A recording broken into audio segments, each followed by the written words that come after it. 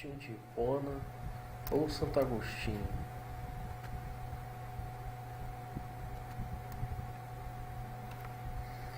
Agostinho de Hipona, mais conhecido universalmente como Santo Agostinho, foi um dos principais e dos mais importantes teólogos e filósofos dos primeiros anos do cristianismo, né? Ele nasceu em 3 de novembro de 354 d.C., na cidade de Tagaste, certo? Algumas publicações dizem que ele nasceu em Hipona, só que nesse período Hipona não era ainda a cidade. A cidade era Tagaste porque essa região pertencia à Namíbia. Então logo depois passou a ser parte da Argélia e aí se chamava Hipona, cidade argelina. Ele faleceu em 28 de agosto de 430 d.C. em Hipona, já Argélia, certo? E é importante a gente comentar que para a época ele viveu muitos anos, né? Então viveu quase 76 anos. E naquele período, na Idade Média, a expectativa de vida era muito baixa, né? Então viveu bastante Santo Agostinho. Então, Santo Agostinho teve muitas influências, né? Principalmente de filósofos gregos, Platão, Aristóteles, Ambrósio, Paulo de Tarso, Cícero, Plotino, Sócrates, dentre outros, né? Diferente de muitos santos da Igreja Católica, Santo Agostinho ele teve uma juventude hedonista, né? Então, a juventude hedonista é a juventude ligada aos prazeres do corpo, né? Então, em dado momento, ele percebe que o modo de vida que ele levava não satisfazia mais, né? Então, não fazia mais sentido. Então, é nesse momento que ele adere ao maniqueísmo. Então, quando a gente fala de maniqueísmo, na verdade, a gente está falando de uma doutrina filosófica e religiosa que afirma existir apenas duas forças no universo: o bem, advindo do espírito, e o mal, advindo da matéria. Assim como todo maniqueísta, Agostinho tinha uma vida de total desapego a partir de que ele se tornou maniqueísta, né? Então, a gente faz uma pergunta, né? O corpo é matéria, né? Então, se o corpo é matéria, então os prazeres do corpo também devem ser extirpados. A ideia é de que o corpo não satisfaz profundamente o ser humano. Eles tinham tanta repulsa ao corpo que praticavam jejuns extremos e pregavam a completa abstinência sexual. O casamento para os maniqueístas era visto como uma maldição. É importante a gente analisar também o contexto histórico do período, né? Então a igreja, naquele momento, era o centro cultural e religioso e político também da época, né? Nessa época a igreja detinha hegemonia ideológica, né? Por isso a maioria das teorias desenvolvidas naquela época tinha cunho religioso e era advindo da igreja, né? Então não era todo mundo que tinha acesso à educação naquele período, né? Poucas pessoas sabiam ler ou tinham acesso à leitura escrita, né? E a igreja praticamente monopolizava esse acesso, certo? Então naquele período também Constantino concedeu a liberdade de culto, e com essa liberdade de culto surgiram alguns grupos tidos como hereges, né, pela ortodoxia da igreja, né? Esse era o momento perfeito para o uso da filosofia em favor do cristianismo. Aí que nós temos o surgimento da escola patrística.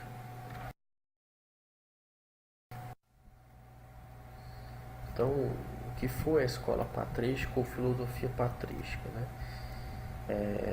A escola patrística foi um período que durou do século II ao século VIII depois de Cristo, onde a fé e a razão elas coexistiam dentro do cristianismo, porém com a razão subordinada à fé. Quer dizer, a razão era usada de modo a justificar a fé. A ideia era o convencimento pela razão daqueles que não tinham a mesma fé dos cristãos. Então a filosofia patrística era usada como forma de convencimento de novos adeptos ao cristianismo, né? como também uma forma de dialogar e defender-se dos ataques morais que a igreja sofria, né? Então, o seu representante mais ativo foi Santo Agostinho, né? Que entre os séculos 4 e 5 defendeu a busca de explicações racionais para as crenças, né? Para os dogmas. Bem, eu sou Adilson e eu vou falar sobre a escolástica. Mas antes eu vou fazer um pequeno paralelo entre escolástica e patrística, ok? Patrística, quem seu mentor é Santo Agostinho, que é inclusive o foco do nosso tema principal, né? Falar sobre esse filósofo Santo Agostinho. Ele se baseia em Platão. Santo Agostinho se baseia em Platão. Então, como premissas, a fé e a razão, sendo que a fé tem maior poder de decisão do que a razão. Já a escolástica tem como principal mentor São Tomás de Aquino, que se baseia em Aristóteles. Também tem a fé e a razão como premissas, mas a razão ela se sobrepõe à fé, né? Como por exemplo aqui a prova da existência de Deus, que para os patrísticos isso não é importante, porque Deus é e ele basta. Mas já para os escolásticos, eles acreditam sim na existência de Deus como fé, mas querem que a razão também acredite nisso. Eles querem provar por A mais B que Deus existe através da razão, né? De uma forma mais científica. Então vamos lá. A escolástica tem esse nome porque ela foi ministrada, foi ensinada nas escolas. Também foi ensinada nos conventos, catedrais e universidades europeias. Ok? Falando em universidade, foi nesse período que surgiu um grande número de universidades, né? Foi um grande ápice do conhecimento e de surgimento de novas universidades, então, disseminação do conhecimento na época. Ela é o conjunto, a escolástica, né? O conjunto de elaborações filosóficas de doutores da igreja, ok? Então, para eu reforçar um pensamento filosófico, né, sobre um determinado assunto, eu tinha que me basear em alguém que tinha dito alguma coisa, não ia usar meus argumentos próprios. Então eu tinha que me basear em Santo Agostinho, por exemplo. O Santo Agostinho falou determinado assunto, então por isso que é válido. Não me baseava nos meus próprios argumentos ali da razão. Tinha que me basear em pessoas que tinham dito aquilo anteriormente, ok? E ela aconteceu, né, foi da Idade Média até o Renascimento, ok? E as matérias ministradas nas salas de aula eram de duas maneiras. Tinha um trilho, que era a gramática, a retórica e a dialética, que é de onde surge a escolástica, e o quadrívio, aritmética, geometria, astronomia e música. Algumas características da escolástica: relação entre fé e razão, como já havia citado, né?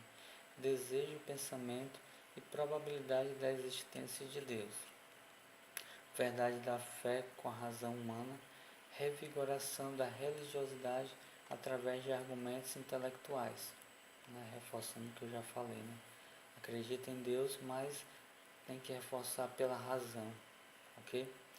Mas tem obediência aos princípios cristãos.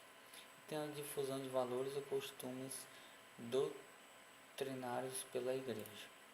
Ela teve seu declínio entre os séculos XIV e XV, mas afirma-se, entretanto, tendências novas para a experiência e empirismo, representando o prelúdio do pensamento moderno, que é o que temos hoje. E é isso aí, pessoal. Valeu! Olá, sou Alan Lima Ribeiro, do curso de Computação da UES, e diante da disciplina de Fundamentos da Filosofia e Sociologia da Educação e da atividade em grupo solicitada, escolhemos o filósofo Santo Agostinho e falarei um pouco sobre a teoria do pecado original que foi fundamentada por ele. Essa teoria é uma espécie de mitologia que explica bem o comportamento humano. Segundo essa doutrina, os primeiros seres humanos e antepassados da humanidade, Adão e Eva, foram advertidos por Deus de que se comessem do fruto da árvore do conhecimento e do mal, certamente morreriam. No entanto, instigados pela serpente, no caso o diabo, ambos comeram um fruto proibido, tendo Eva cedido primeiramente à tentação e posteriormente ela ofereceu o fruto a seu marido Adão, que o aceitou. Ambos continuaram vivos, mas foram expulsos do jardim do Éden, pois antes de comer o fruto era como se eles ainda fossem cegos. Ao comer esse fruto, eles acabaram vendo a verdade, onde diz lá em Gênesis. E toda a crença cristã está fundamentada na ideia de que Adão pecou ao desobedecer Deus no paraíso, ao comer esse fruto proibido. E sendo assim, toda a humanidade vem a pagar por isso. E sabemos realmente que o ser humano ele é obcecado, dominado por desejos, incontrolável, no qual tende à inveja e ao orgulho, falando assim quanto às características do Adão.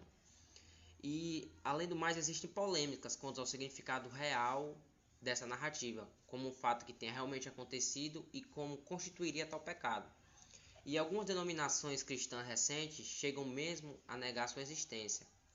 E assim, numa perspectiva cristã recente, a morte merecida de Cristo é recorrentemente suposta como necessário para salvar os seres humanos desse pecado de origem que seria congênito e hereditário para os filhos de Adão, porque Adão é o pai da humanidade, segundo a Bíblia.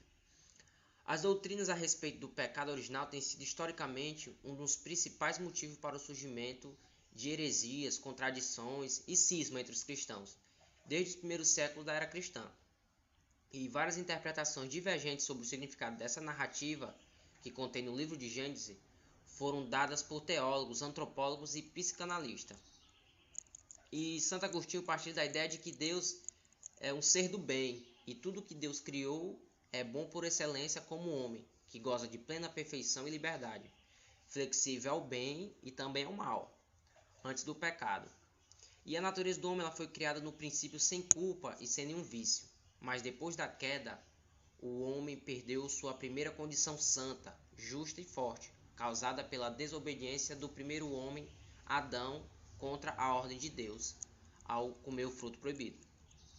E também Santo Agostinho faz uma descrição da condição do homem depois do pecado, onde ele diz que todos os homens são descendentes de Adão. Dessa forma, assim como Adão é pai de toda a humanidade, pelo seu pecado, torna-se causa de todo o pecado para a humanidade sucessiva a ele. E por meio de um só homem o pecado entrou no mundo, e pelo pecado a morte assim passou a todos os homens, porque todos pecariam, no caso de São Paulo, lá em Romanos, capítulo 5. E citado por Santo Agostinho, o pecado é transmitido atavicamente a toda criatura, e não estamos livres dele pela força da natureza, pois ela também está corrompida.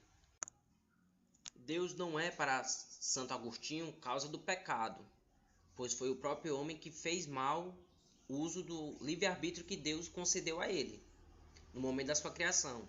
Desta maneira, a fonte de todos esses males é o pecado original que foi cometido por livre vontade do homem, apesar de ter a serpente por trás, mas foi por livre vontade do homem.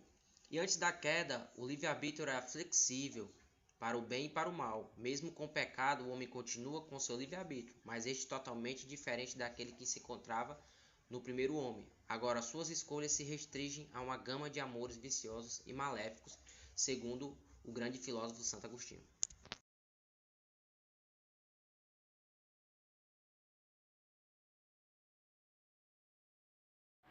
Bom dia, pessoal. Me chamo Helder, eu faço licenciatura de computação na UES. Estou aqui para discutir um tema de um trabalho da disciplina de filosofia. E esse tema, ele tem como pensador Santo Agostinho. Eu vou aqui discutir um pouco sobre a visão do Santo Agostinho na guerra justa, que foi considerado como justa. Essa pequena explanação tem como objetivo discutir a guerra na Idade Média, tomando como fonte de análise as obras de Santo Agostinho. Esse pensador cristão medieval foi um dos primeiros a refletir sobre o tema da guerra e contribuiu de forma expressiva para a definição do seu conceito no âmbito medieval. A especificidade de tal tema na Idade Média está na problemática da conciliação entre o cristianismo pacifista dos 3 primeiros séculos da era cristã e do belicismo, que foi uma característica marcante no mundo medieval. Santo Agostinho foi considerado doutor de Hipona. Naquela época ele vive um momento crítico da crise da guerra do Império Romano, com as invasões bárbaras. Porém, quando nasce o Édipo de Milão, já havia sido proclamado e a igreja já gozava de liberdade de culto e de alguns favores do Império. Por isso, os cristãos já tinham também as suas responsabilidades com o Império, como no caso defender Roma. Portanto, podemos observar no século IV o uso de armas e a guerra. Já eram considerados como atitudes comuns no Império cristianizado. Também que em seus escritos Agostinho não precisou argumentar longamente sobre o problema de se fazer ou não a guerra, a não ser com grupos ou seitas mais radicais que lutavam pelo pacifismo a todo custo, como o caso dos maniqueus. No geral, o que podemos notar é a argumentação de Santo Agostinho sobre como uma guerra deve ser feita por cristãos, ou seja, como uma guerra pode ser considerada justa. Essa concepção de Santo Agostinho está diretamente relacionada à sua interpretação histórica, que difere da interpretação clássica de um dualismo metafísico, fazendo emergir o conceito de providência em que Deus tem total controle da história e dos fatos, fazendo com que todos os fatos sejam eles maus ou bons. Embora a interpretação desse mal para Agostinho também representará um mal totalmente diferente do mal dualista, né? Então, tal ideia sobre a história não poderia deixar de inferir sobre o conceito de guerra, em que podemos observar a ideia de providência nas próprias palavras de Santo Agostinho. Então, ele fala o seguinte: assim escapou à morte a maioria dos caluniadores de nossa era cristã, que atribui ao Cristo os males que Roma sofreu, o benefício da vida por eles devido ao nome do Cristo. Não é nosso Cristo, porém, que atribui, e sim ao destino, quando se maduramente refletissem no que suportaram os infortúnios, poderiam reconhecer a providência, que se vale do flagelo da guerra para corrigir e pulverizar a corrupção humana, e atormentando com semelhantes aflições almas justas e meritórias. Faz que, depois de prova, passem a análise na jornada de estudos antigos e medievais. Então, podemos ver que a interpretação agostiniana da guerra ela é fundamental para que possamos entender a construção do conceito da guerra justa na Idade Média. Em uma de suas obras, Agostinho transmite sua visão sobre a guerra, às vezes diretamente e outras indiretamente, mas pensando em como tais escritos puderam influenciar o mundo medieval. Vamos tentar observar esses dois modos que podem ter influenciado grandemente na elaboração do conceito medieval de guerra justa.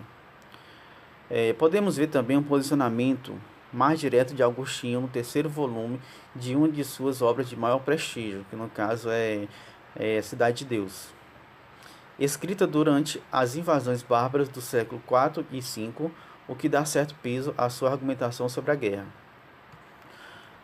Como temos observado, a formação do conceito de guerra justa por vários estágios, mas encontra em Santo Agostinho reconhecidamente um dos pilares da Igreja cristã, seu ponto-chave, a base que influenciará por toda a Idade Média.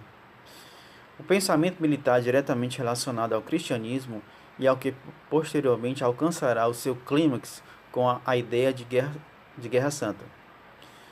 A guerra justa não se relacionará, pelo menos entre os defensores dessa ideia de Idade Média, com destruição e morte, pelo contrário. Graças a tais contribuições agostinianas, ela será entendida com a busca do pacifismo e da ordem do contexto de uma sociedade que vive o caos. Uma guerra conduzida diretamente por Deus Anais da jornada de estudos antigos e medievais. E aqui eu finalizo aqui essa breve explanação sobre a visão de Agostinho na Guerra Justa. Vou finalizar só com uma frase de Santo Agostinho. É, na verdade, a iniquidade da parte adversa que impõe os sábios, que empreende a guerra justa.